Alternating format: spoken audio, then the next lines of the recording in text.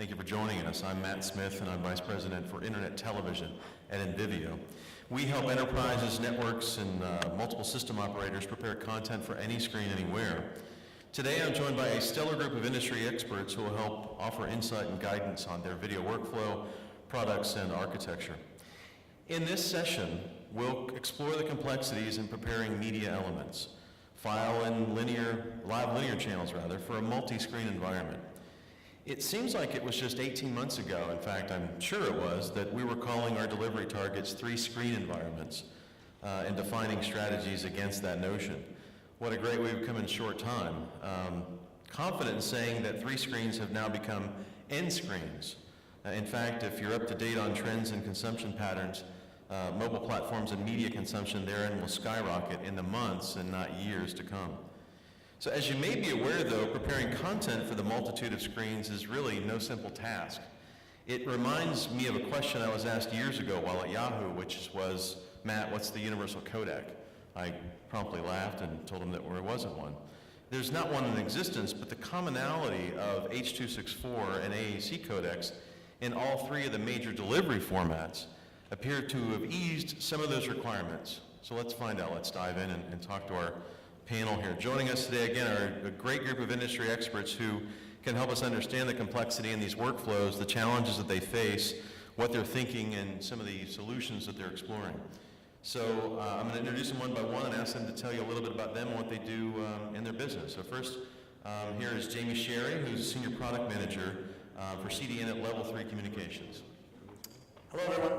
I'm a product manager in the CDN services space at Level 3. For those of you who don't know, Level 3 does quite a bit of things, and that includes content delivery for content owners and publishers. And specifically, I work on a variety of things, including our Flash network, as well as the emerging adaptive bitrate formats. And Level 3 is a unique position to offer services, especially around live, where we have the ability to do signal acquisition and live encoding, so we offer kind of end-to-end solutions for live streaming as well. Thank you. And next, Joe Einstein, the Vice President of Production Services from AEG Digital Media right here in LA. Hello. AEG Digital Media is sort of the content enabler.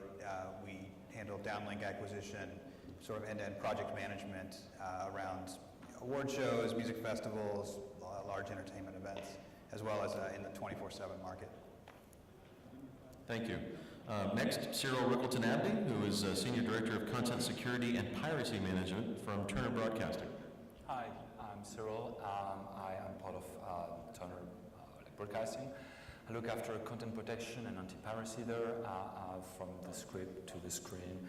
On the Turner front, I am part of the audience and multi-platform technologies group that fuel most of the Turner brands anytime and everywhere, like delivery of like content and things, as well as CNN, but as March of Madness, Black on Demand, and many other properties. Thank you. And last and certainly not least, Robert Longwell is here. He's Vice President of Video Operations for Digital Media at the Disney ABC Television Group. Welcome. Hi, my name is Robert. I oversee the facility, workflow, and process for delivering ABC Network, ABC Family, SoapNet Network, delivering episodic content and short-form content to abc.com, abcfamily.com, soapnet.com, even oscar.com sometimes. And we also are responsible for electronic sell-through deliveries and whatnot to iTunes, Xbox, PlayStation, Amazon, Netflix, Verizon Wireless, YouTube, Mobi TV, et cetera, et cetera, et cetera.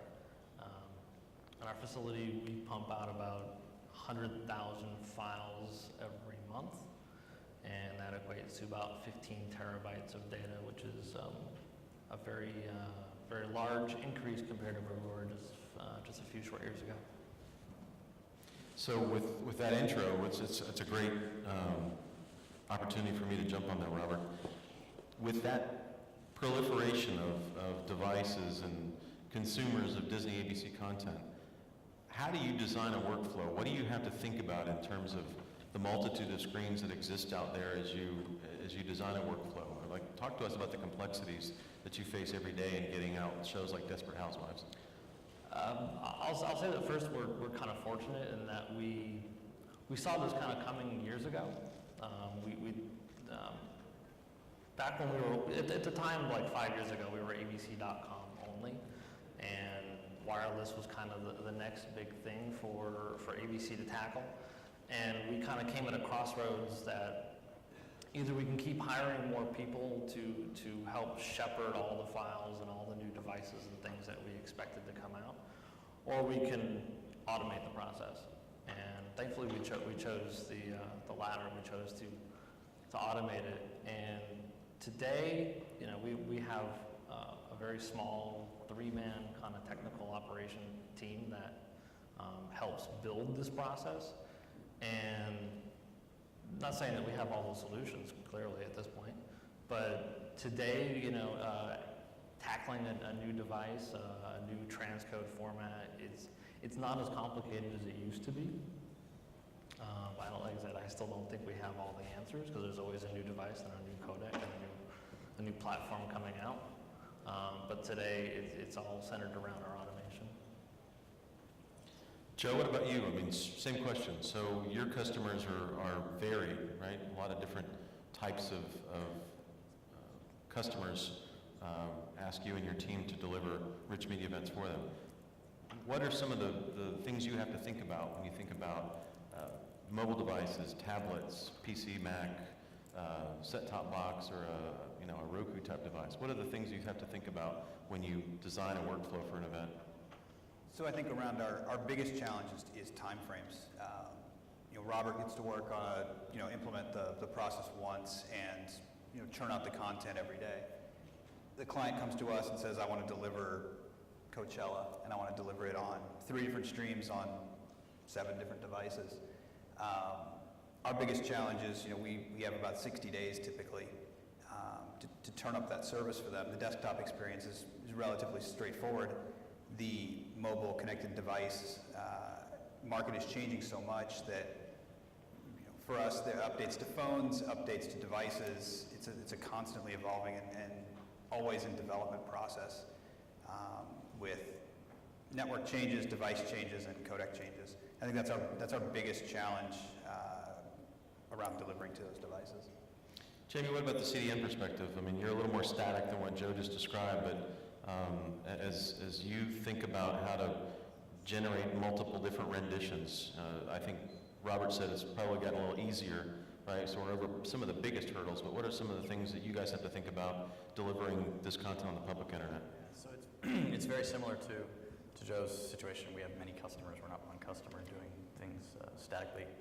I might consider it a little more static, but the reality is that every customer wants something different, and so we tend to focus on the devices first, and we pair it back to whether it's live or on demand, the quality levels that they want to experience on those devices, and then you think about some of the workflow stages that are common, like preparation and protection, and you look at their business models, and you kind of bring it all back together in terms of the services we offer to make sure that it's satisfying their requirements. Okay. Robert, back over to you. You talked about how this has gotten a little bit easier, but are you having to create more renditions today than you were 2 years ago, 5 years ago? Has it gotten more difficult, easier in general? I'll say that it seems that everyone, I'm talking the Xboxes and the iTunes and the Amazons kind of the world, they are starting to normalize a little bit. Everyone's starting to ask for a very similar file type and file codec. But even when they ask for the same codec, it's a different bit rate. So there's no amount of sharing basically in our workflow. If I'm making a format for an iPad or for our own site or an Amazon, it's all different files. There's basically very little sharing among all of them. Everybody wants something different. So adaptive bitrate has helped us deliver better viewing experiences for the user, but I've heard some people say that it's made the problem worse, right? It's exacerbated these issues, especially in the CDN space. James? I always talk about the fact that, the codec world got simpler with H.264 and AAC, and then the container world's just fragmented again. And you add to that fact as well the notion that adaptive bitrate has an extra preparation stage where you've got to actually either fragment it in the Apple sense or prepare to fragment it for the other two formats, the leading formats. So I agree it's gotten more complex, but what we try to do is encompass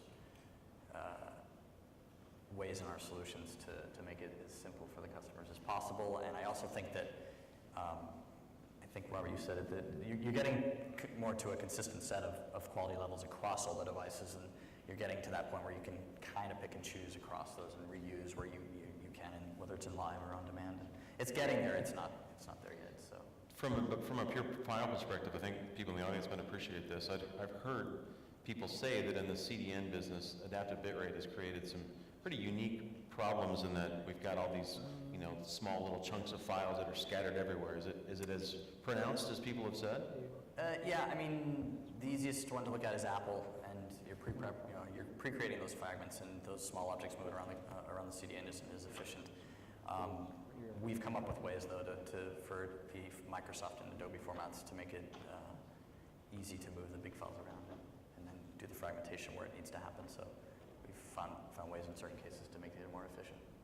So I touched on it in the introduction, but the commonality in most of these major streaming formats may have created opportunity in that we can look at encoding or transcoding differently and do things in the network, right? Some CDNs are exploring this. And Joe, I'm interested in your perspective. Is that common encoding something that you're looking at? Is that helpful? And if so, how does it help? Right now on our normal events, we're generating 8 to 10 different encodes and then rewrapping those 24 to 36 different ways for Android, iOS, desktop, whatever the devices are.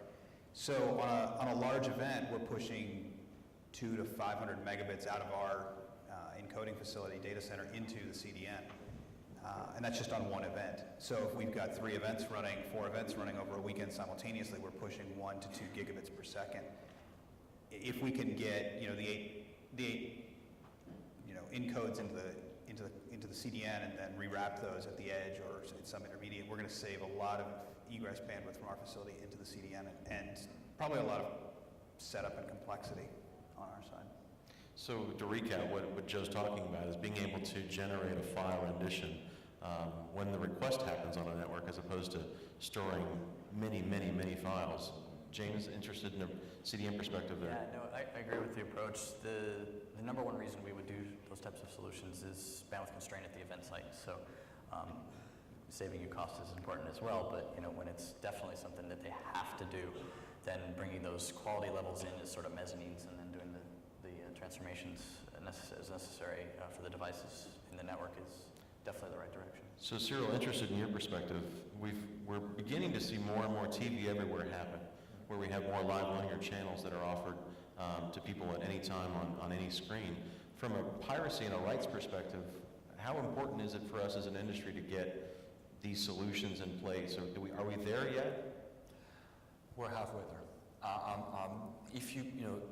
I've heard about codecs, about formats, about ways to just send content, but you have to add as well another layer to that equation or another axis, which is the security around this whole content. There's a way different way to protect content if it's a free-to-air kind of ABC type content, for which you have some regulations in which you cannot prevent things to be recorded or copied, versus an HBO type of content that is a $50 a pop kind of boxing game. And for this, there's on one hand, there's the rights management aspect of things that many people tend to dislike, but there's as well the anti-fraud or piracy management, which is how do you make sure that one user and only one user is accessing this piece of content. So that adds to the complexity of the whole equation on the server side, on the prep side, on the delivery side. Then if you add to this the fragmentation in terms of devices, there is no silver bullet today. There's not one kind of codec plus rights management plus event that will work on all devices. There are some trends, there is the HLS like codec that is, as a trend, tends to be adopted by more and more like people. But if you want your piece of content to be on like iOS and on web like browsers and on like Android devices, you might have to like fragment 3 times your like production of like content because of the rights protection asked from the content owners and the lack of unified like approach through all of the devices. And that is actually extremely visible in the like Android ecosystem that has multiple OS, multiple like versions, hardware-only set of like solutions, no real like API and things like this. Is there a silver bullet, or are we just faced with a fragmented delivery methodology? Every single vendor I speak to seems to be selling the kind of silver bullet, almost there, maybe next month. But we will face some form of like fragmentation for like quite some time. And then at some point we might get everything working together, but we're not there yet. So for the next few months, there's a need of like tactical kind of like approach in which we go almost on a device by device, type of content by type of content. And then in the future, we might have that kind of broad view, and one size does like fit all, but it's like not there yet. And there are so many steps there that can like that. So Joe, similar question to you. Your organization produces hundreds of live events every year. Is rights protection or is rights management a requirement today, or is it something that you think is going to become more prevalent as we have more live linear channels that people can consume anywhere, anytime? On most of our ad hoc event-based business, it's not an issue currently. On some of our corporate business, DRM and security is. I think we're going to see a big uptake in the 24/7 TV Anywhere market in the next 12 months. So DRM is going to become a requirement. So follow on then, HLS or Apple's HTTP live streaming is probably the most popular or most deployed streaming technology today, yet we lack DRM. How big a challenge is that for you, Joe? Or do you see it? Do you see it being a challenge? Is it a gap that we need Apple to address? It's a gap that I think if it was addressed, HLS would be used on many more of our events because it has the security piece wrapped in. It's prevalent on most of the devices, and every one of our clients wants to hit the iOS market. Cyril, our resident privacy expert? It's Or piracy, I said not privacy, piracy. Like HLS, where to just deliver seems to take more and more space, but it's not like DRM just encrypted. There are like issues there with just the way keys are like delivered. There are issues with some like securing like tokens. There are a few like issues there. It's been accepted for TV content, and even with that, you can, that's that same kind of slider. If you go with a TV content, which is in the free-to-air window, you can add more like freedom basically to the like content distributor versus a high like level kind of piece of content. Again, like HBO game. So you can as well slide that with the resolution of the content. So to like iOS devices, it looks great when it's SD to these devices, and that tends to be accepted by some of the studios. For premium content, it might not be like the case. So you might then need a stronger wrapper, or a better way to just protect the content through like HLS. Can conditional access solutions help that? Like the Widevine and the Verimatrix and secure media type of elements, does that lower the bar across all of the streaming formats? So funny enough, if you today speak to most of these vendors, they all have their own flavor of like HLS.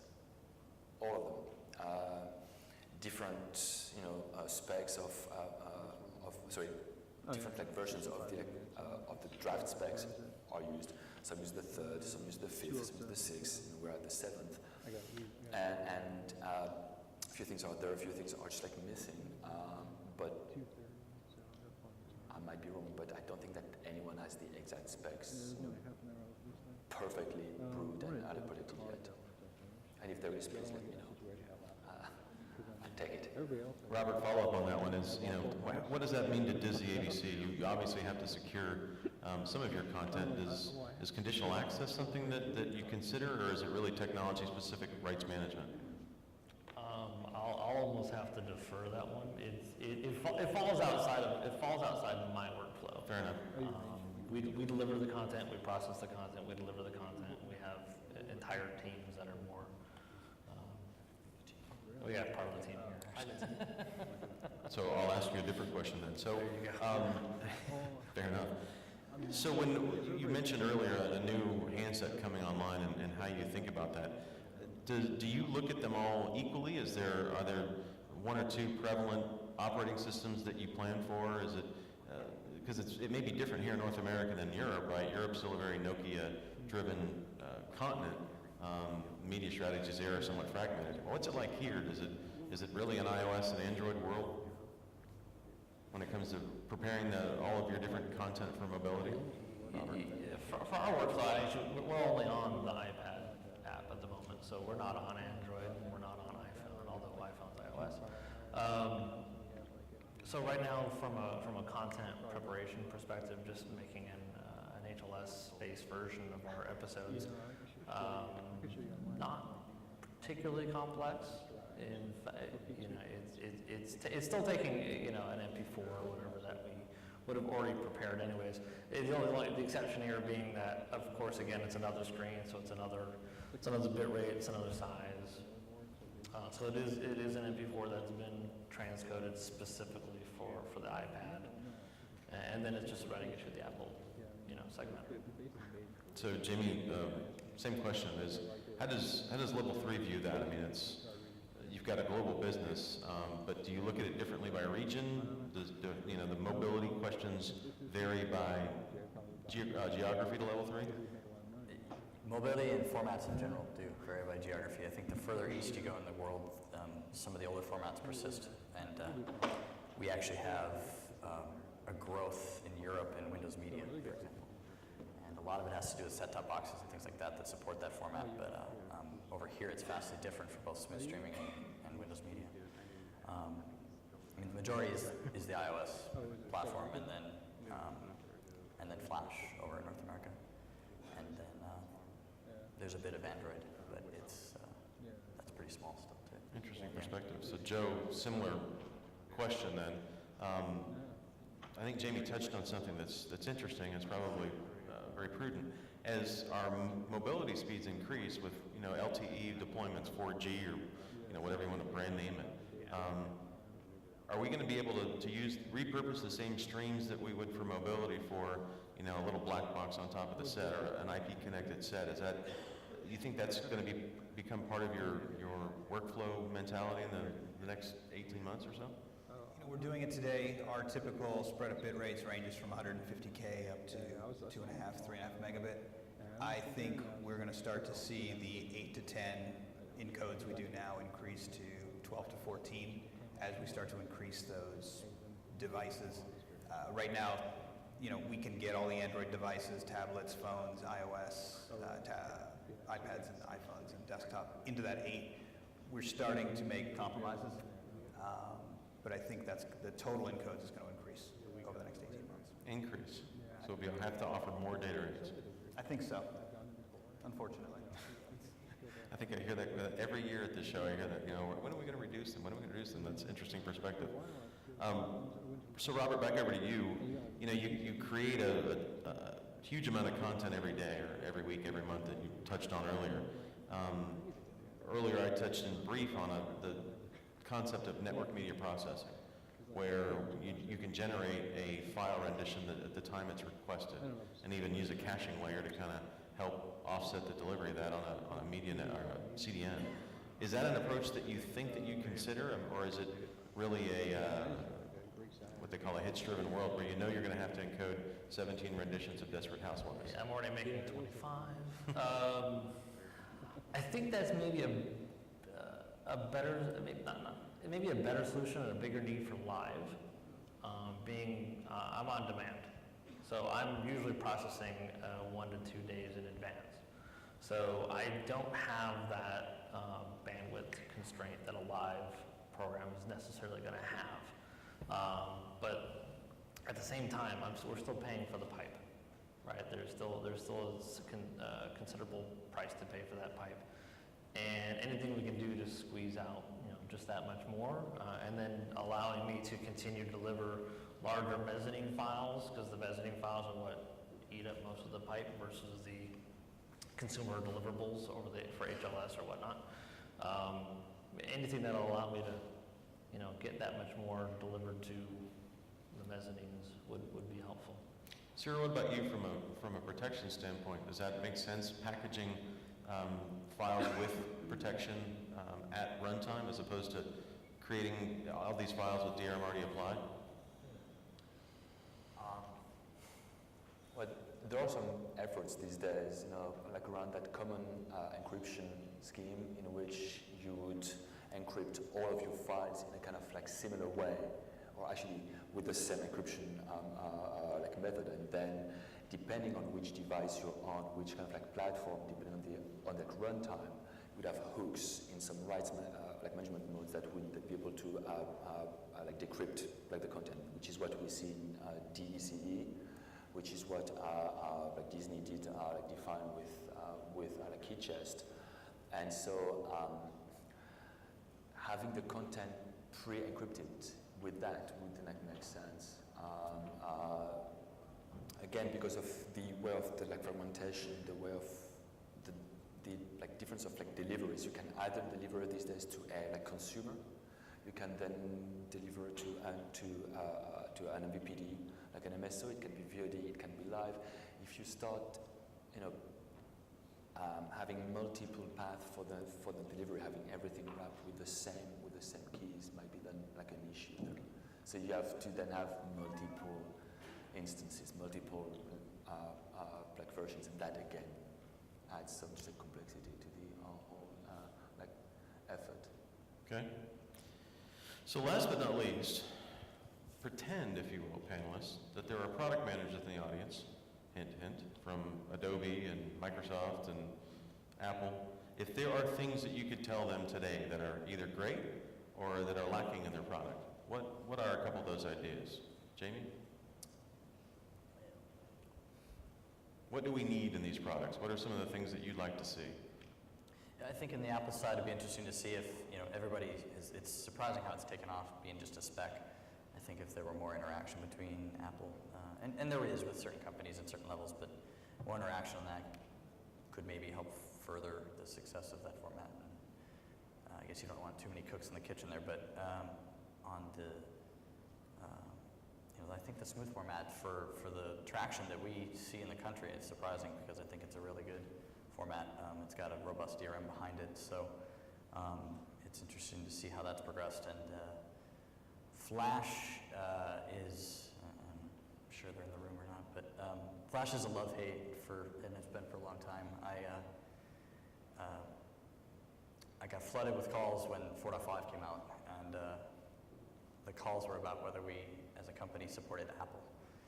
And the reality is we've been doing Apple for 2 years, and the rewrap capability of the new server is something I think that is impressive, but I would refrain, hopefully, from people thinking that rewrap is the savior to everything.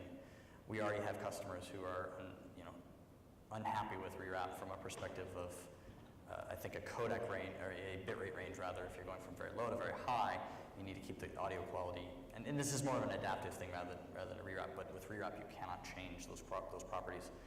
So you have this low end, high end. Your high end is HD, and you are stuck with typically an unacceptable audio quality level. So it's not something from what I understand, the smooth format doesn't have this issue. I'm not saying it's a flaw in Adobe's format, but there are things around the messaging I think that could be a little more clear, but business is business. So, Joe, any thoughts there?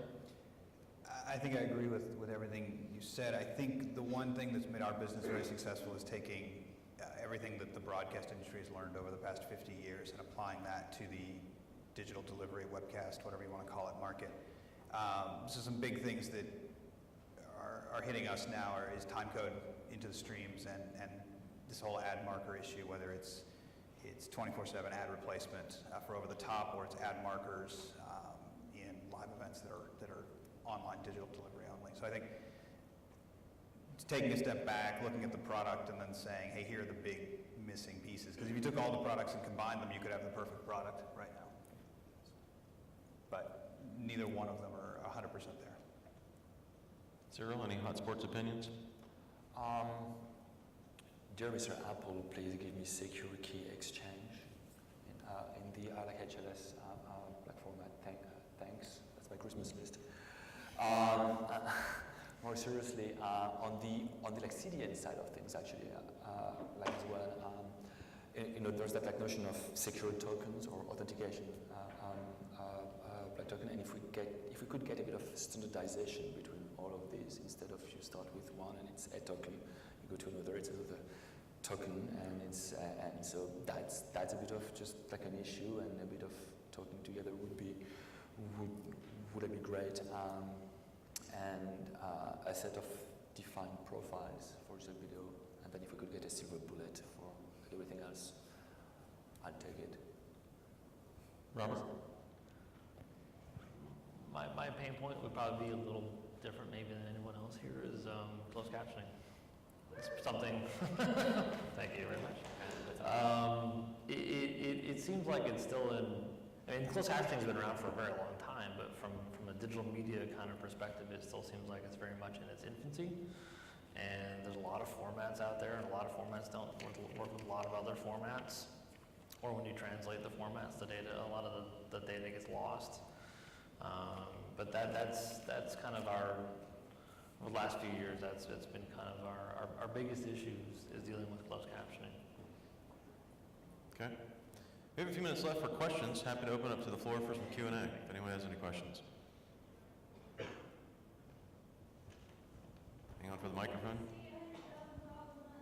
What's that? How do we hear? How do you QC 100,000 files a month?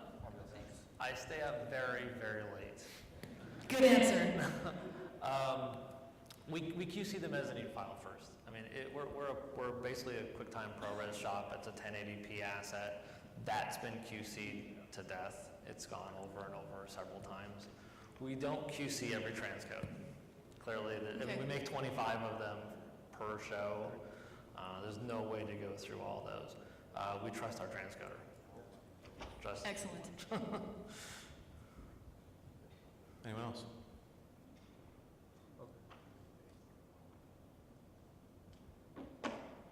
One in the back there. Just wait for the microphone, just a minute. Are there one there? You mentioned you're growing the number of streams from 10 to 14. What is the reason? What's the motive for that? On the live side, typically it's different bit rates, different frame sizes. Down to the mobile device, up to the connected device, all the way up to 720 and 1080 in some instances. So it's mainly frame sizes.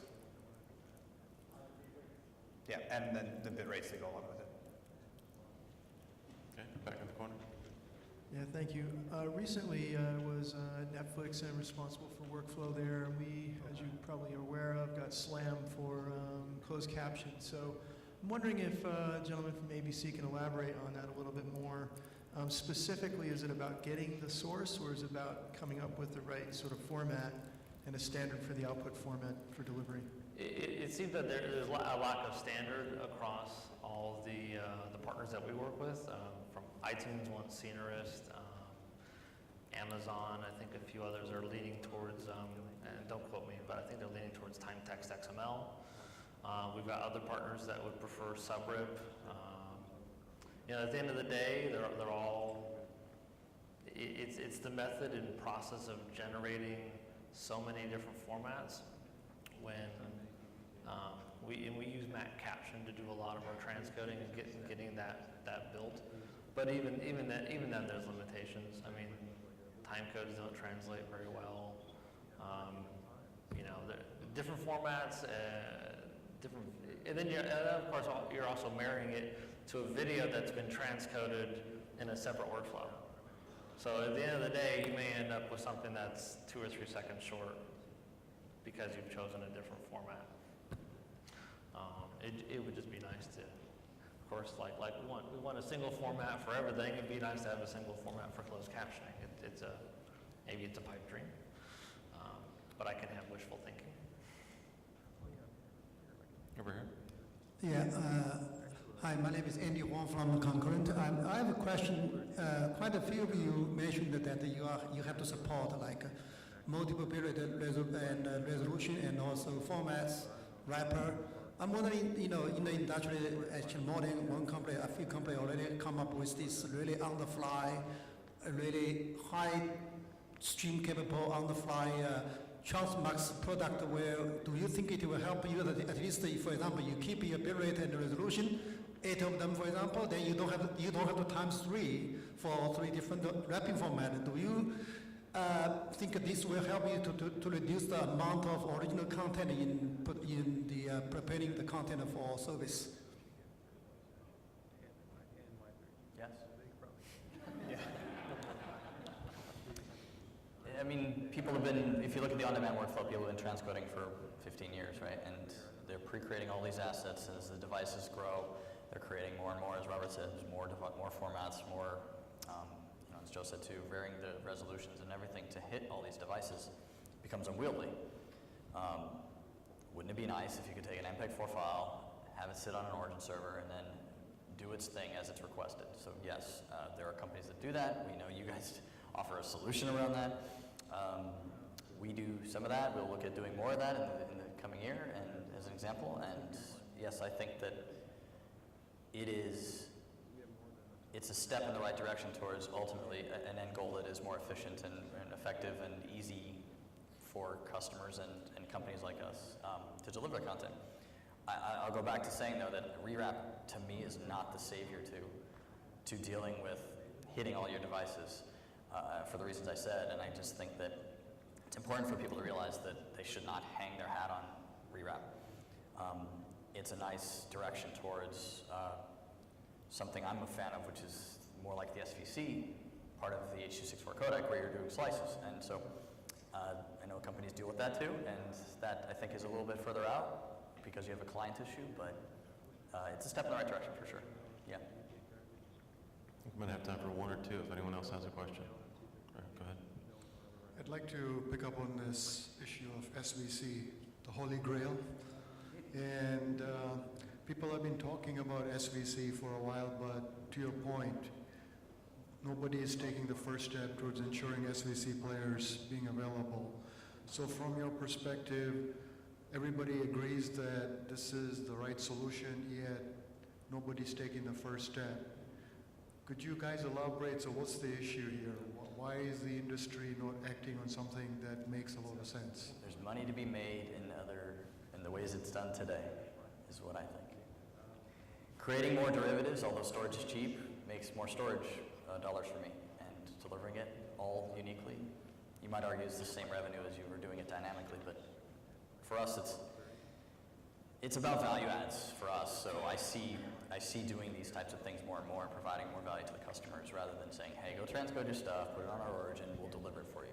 That story is old and stale and everything. I mean, we need to continue to provide more value. So, but it's interesting. I've seen it comes back to a client situation and the world of apps, your phones and everything. I think might change that perspective someday. Plugins are not as required. Apple's the great example, right? There's no plugin there. I mean, people are building apps to play that content. Apps are popular again, and so I think that direction might change that. The emerging format vendors these days have had SVC on their roadmaps. They take it off, they add it. So companies can create technology that sits in the network all they want, but if the client adoption isn't there, you're stuck. So someday maybe. That's my take. Great. Thank you for coming, and please join me in thanking our panel for the great discussion.